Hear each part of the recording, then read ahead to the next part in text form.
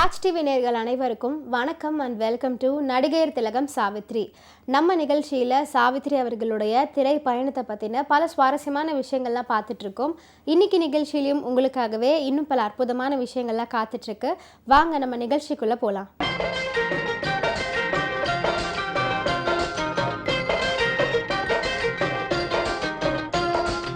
தமிழ் சினிமாவில் சில படங்கள், சில பாடல்கள் குறிப்பிட்ட நாளை குறிக்கும் அல்லது போற்றும் அடையாளமாக இருக்கும்.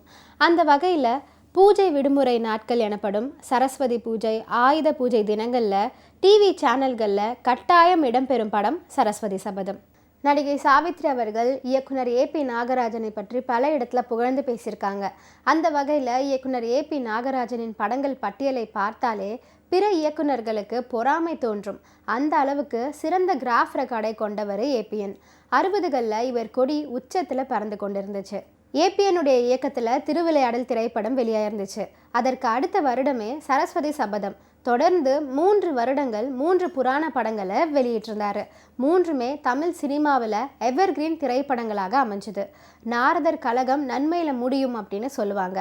இந்த படமும் நாரதர் மூட்டிவிட்ட கலகத்தில் தான் ஆரம்பிக்குது. சரஸ்வதி சபதம் திரைப்படத்தில் அற்புதமான ஒரு காட்சி அமைஞ்சிருக்கும்.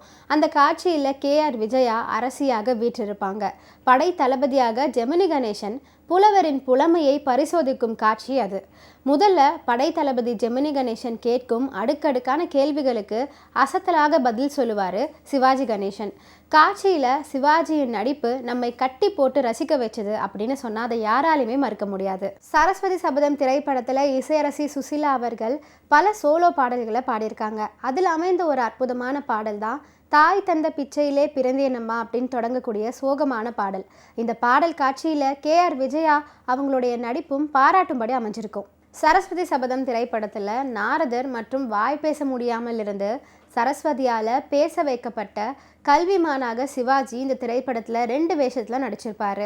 ஒவ்வொரு தேவியரிடமும் சென்று நைஸாக பேசி அவர்களின் கோபத்தை தூண்டுவதும், அதுக்கப்புறமா அவங்க கிட்ட பயந்து நடுங்குவது போல பாசாங்கு செய்வதுமாக சிவாஜி கணேசன் ஃபென்டாஸ்டிக்காக நடிச்சிருப்பார். சரஸ்வதி சபதம் திரைப்படம் உருவாவதற்கு காரணமாக இருந்தது சங்கர்தாஸ் சுவாமிகளின் சதி அனுஷ்யா நாடக காட்சி என்பது பலருக்கும் தெரியாத ஒரு அபூர்வமான தகவல். சங்கர்தாஸ் சுவாமிகளுடைய மேடை நாடகத்திலையுமே நாரதர் போய் கல்வியா செல்வமா வீரமா அப்படின்னு கலகத்தை கிளப்பி விடுற மாதிரி ஒரு நாடக காட்சி அமைச்சிருப்பாரு. அந்த நாடகம்தான் பின் நாட்களில் ஏபி நாகராஜன் இயக்கிய சரஸ்வதி சபதம் திரைப்படமாக உருவாயிருக்கு. இன்னைக்கு நடிகர் திலகம் சாவித்ரி நிகழ்ச்சியில் பல சுவாரஸ்யமான விஷயங்கள்லாம் நான் சொன்னேன். இதெல்லாம் கேட்டு ரசிச்சிருப்பீங்கன்னு நினைக்கிறேன். இந்த நிகழ்ச்சியை தொடர்ந்து பாருங்கள். நன்றி, வணக்கம்.